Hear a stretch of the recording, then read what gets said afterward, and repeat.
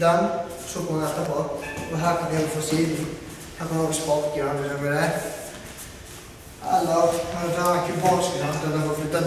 Det er ikke med kraft i den. Det er med kraft i den her, den er med kraft i. Der. For sikkert kan jeg kjøre 2 oppgaver. Den blir bedre, og så vekk. Så du ligger her inne.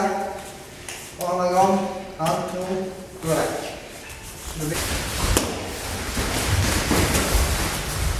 Men når du står der inne, så står du bare en liten plante. Du står liksom.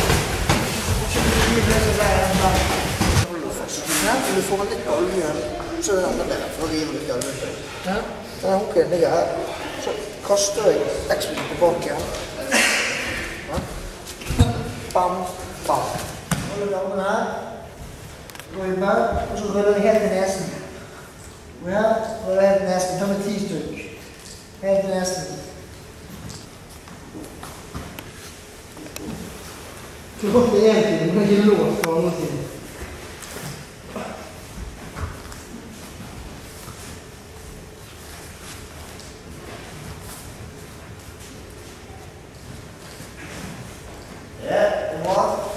Så vær litt forsiktig med den.